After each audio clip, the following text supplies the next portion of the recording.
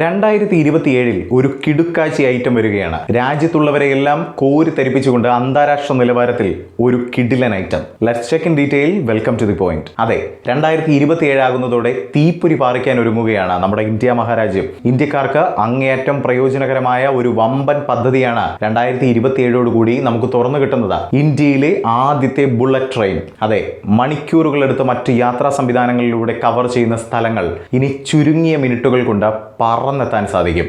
അതെ, വേഗതയിലാണ് കാര്യം. അതിവേഗ ബുള്ളറ്റ് ട്രെയിൻ മണിക്കൂറിൽ 300 കിലോമീറ്റർ സ്പീഡിന് മുകളിൽ കുതിക്കാൻ ഒരുങ്ങുകയാണ്. ദീർഘദൂര യാത്രകൾക്ക് ഇവ അങ്ങേയറ്റം പ്രയോജനകരമാണ്. ഞാൻ നേരത്തെ പറഞ്ഞതുപോലെ ഇത് രാജ്യത്തിന്റെ ആദ്യത്തെ ബുള്ളറ്റ് ട്രെയിനാണ്. ഇന്ത്യക്കാരുടെ വലിയൊരു സ്വപ്നമാണ് ഇവിടെ പൂവണിയാൻ പോകുന്നത്. Mumbai Ahmedabad high speed rail പദ്ധതിയുമായി ബന്ധപ്പെടുത്തിയാണ് രാജ്യം ഈ ഒരു വലിയ നീക്കവുമായി മുന്നോട്ട് പോകുന്നത്. ഈ പദ്ധതി പ്രാബല്യത്തിൽ വരാൻ ഒരുപാട് നാളൊന്നും കാത്തിരിക്കേണ്ട ആവശ്യമില്ല. എത്തിക്കഴിഞ്ഞു. ബുള്ളറ്റ് ട്രെയിനിന്റെ വേഗത പോലെ തന്നെ ബുള്ളറ്റ് ട്രെയിൻ പദ്ധതിയും നമ്മുടെ രാജ്യം അതിവേഗത്തിലാണ് പൂർത്തീകരിച്ചു കൊണ്ടിരിക്കുന്നത്. 2027 ഈ വമ്പൻ പദ്ധതി ഇന്ത്യക്കാർക്ക് സമ്മാനിക്കുമെന്നതാണ് കേന്ദ്ര റെയിൽവേ മന്ത്രി അശ്വിനി വൈഷ്ണവ് 2027 ഓഗസ്റ്റ് 15 ഈ അതിവേഗ ബുള്ളറ്റ് ട്രെയിൻ ഇന്ത്യയുടെ ട്രാക്കുകളിൽ എത്തിച്ചേരുമെന്നാണ് പ്രഖ്യാപിച്ചിരിക്കുന്നത്. നമ്മുടെ റെയിൽവേ മന്ത്രി മറ്റൊരു വലിയ കാര്യം കൂടി പറഞ്ഞിട്ടുണ്ട്. 2027 സ്വാതന്ത്ര്യ ദിനത്തിലെ ഉദ്ഘാടന ഓട്ടത്തിനു വേണ്ടി യാത്രക്കാർക്ക് ടിക്കറ്റ് ബുക്ക് ചെയ്യാമെന്നുള്ള ആ വലിയ പ്രഖ്യാപനമാണ് ഹൈലൈറ്റ് ആയി നിൽക്കുന്നത്. അതെ, ഇന്ത്യക്കാരുടെ സ്വപ്ന പദ്ധതി ഇങ്ങെത്തിക്കഴിഞ്ഞു. ഈ ഒരു അതിവേഗ ബുള്ളറ്റ് ട്രെയിൻ ഓടി തുടങ്ങിയാൽ 2 നഗരങ്ങൾക്കിടയിലുള്ള യാത്രാ സമയം ഏകദേശം 2 മണിക്കൂർ വരെ കുറയുമെന്ന വലിയൊരു നേട്ടമാണ് സംഭവിക്കാൻ പോകുന്നത്.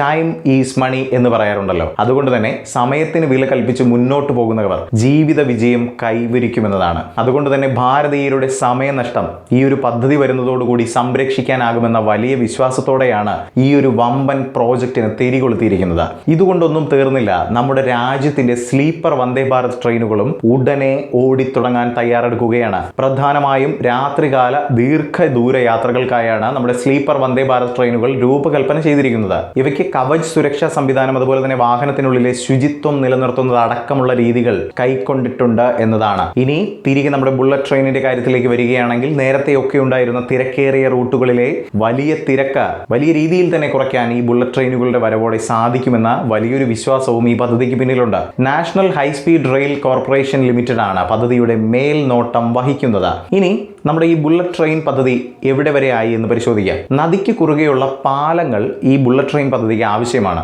ആകെ മൊത്തത്തിൽ 25 പാലങ്ങളാണ് ബുള്ളറ്റ് ട്രെയിൻ പദ്ധതിക്ക് വേണ്ടി പണിയപ്പെടേണ്ടത്. ഇതിൽ 17 എണ്ണം പൂർത്തിയാക്കി എന്നതാണ് മനസ്സിലാക്കുന്നത്. ഇതിൽ സിവിൽ ജോലികളും ട്രാക്ക് ബെഡ് തയ്യാറാക്കലും ഏകദേശം പൂർത്തീകരണത്തിന്റെ വക്കിലെത്തി നിൽക്കുകയാണ്. ഇനി പരിശോധിക്കേണ്ടത് നമ്മുടെ ബുള്ളറ്റ് ട്രെയിനുകളുടെ വേഗതയെക്കുറിച്ചാണ്. അതെ, മണിക്കൂറിൽ 320 കിലോമീറ്റർ വേഗതയിൽ കുതിച്ചു പായാൻ നമ്മുടെ ബുള്ളറ്റ് ട്രെയിനുകൾക്കാകും എന്നതാണ്. അതുപോലെ തന്നെ ഇത്രയും വേഗതയിൽ പായുന്ന ട്രെയിനുകൾക്ക് അത്രയും ഉയർന്ന തരത്തിലുള്ള സുരക്ഷാ സംവിധാനങ്ങളും ആവശ്യമാണ്. അതിന് രാജ്യം വിട്ടുവീഴ്ച വരുത്തിയിട്ടില്ല. അതിനൂതനമായ സുരക്ഷാ സംവിധാനങ്ങൾ കോർത്തിണക്കിയ ഇന്ത്യയുടെ ഏറ്റവും പുതിയ ബുള്ളറ്റ് ട്രെയിൻ ഭൂചലനമടക്കമുള്ള കാര്യങ്ങൾ കണ്ടെത്തി യാത്രക്കാരുടെ സുരക്ഷിതത്വം ഉറപ്പാക്കും എന്നത് എടുത്തു പറയണം. ജപ്പാൻ സാങ്കേതികവിദ്യ കോർത്തിണക്കിക്കൊണ്ടാണ് ഇന്ത്യയിലെ ഏറ്റവും പുതിയ ബുള്ളറ്റ് ട്രെയിൻ പുറത്തിറങ്ങാൻ ഒരുങ്ങുന്നത്. ഈ ജാപ്പനീസ് ടെക്നോളജി കൈക്കൊള്ളുന്നതിലൂടെ നമ്മുടെ ബുള്ളറ്റ് ട്രെയിനുകൾക്ക് കുറഞ്ഞ അറ്റകുറ്റപ്പണികൾ മതിയാകും. മെട്രോയുമായും വിമാനത്താവള ശൃംഖലകളുമായും സംയോജിപ്പിച്ചുകൊണ്ടാണ് ഈ ബുള്ളറ്റ് ട്രെയിൻ പദ്ധതി മുന്നോട്ട് കൊണ്ടുവരുന്നത്. അതുകൊണ്ട് തന്നെ ഒരു മൾട്ടി മോഡൽ കണക്ടിവിറ്റി നമ്മുടെ രാജ്യത്ത് പ്രാബല്യത്തിൽ വരാൻ ഇനി അധിക നാൾ കാത്തിരിക്കേണ്ട ആവശ്യമില്ല. സാമ്പത്തിക വശം നോക്കുകയാണെങ്കിൽ ചരക്ക് ഗതാഗതം, അതുപോലെ തന്നെ യാത്രക്കാരുടെ ഈ യാത്രാ സൗകര്യം എന്നിവ കാര്യക്ഷമമാക്കുന്നതിലൂടെ വലിയ സാമ്പത്തിക നേട്ടം നമ്മുടെ ഇന്ത്യ മഹാരാജ്യത്തിന് ഉണ്ടാകുമെന്നതാണ് പ്രതീക്ഷ. ജപ്പാൻ ടെക്നോളജിയെ നമ്മുടെ ആത്മനിർഭർ ഭാരത് പദ്ധതിയുമായി ഒക്കെ കോർത്തിണക്കി നമ്മുടെ ഒരു രീതിയിലാണ് നമ്മുടെ ബുള്ളറ്റ് ട്രെയിനിന്റെ മാസ് എൻട്രി